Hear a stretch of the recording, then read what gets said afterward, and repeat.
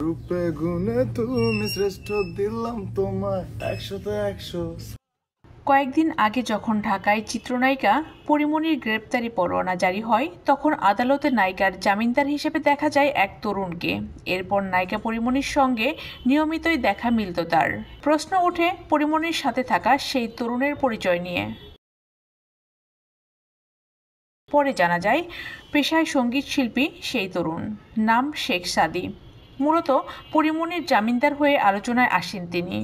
মাত্র 12,000 টাকায় সুন্দরবন ভ্রমণ করুন, your tours and travels Bogura. শুধু কি তাই, নিয়মিত পরীর সঙ্গে সাদীর দেখা মেলায় তাদের নিয়ে ওঠে প্রেম গুঞ্জন, যদিও এসব অস্বীকার করেছেন দুজনেই। কিন্তু তারা প্রেম গুঞ্জন উড়িয়ে দিলেও সাদী সাম্প্রতিক একটি পোস্ট নজর কাড়ে সবার, যেখানে পরীর প্রতি মগ্ন হওয়ার ভাব প্রকাশ করেন সাদী। সঙ্গে সেই পোস্টে পরীর প্রতিক্রিয়া ও ইঙ্গিত দেয় আরও গভীর কিছুর। রোববার রাতে নিজের কিছু ছবি প্রকাশ করেন সাদী, আর ছবিগুলোর ক্যাপশনে ইংরেজিতে লেখেন দুটি ইংরেজি বাক্য, যার অর্থ দাঁড়ায় মেয়েদের আর ভালো লাগে না, আমি পরীর যোগ্য। সাদীর এমন ফেসবুক পোস্টে ঢালিউড চিত্রনায়িকা পরীমনিও সাড়া দেন।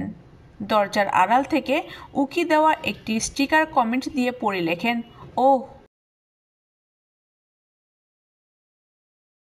এরপর থেকে ফের প্রেম জল্পনা পরী সাদীকে নিয়ে। সাদীর পোস্টে অনুরাগীদের মন্তব্য ছিল এমন, দুজনের জন্যই অনেক ভালোবাসা রইল।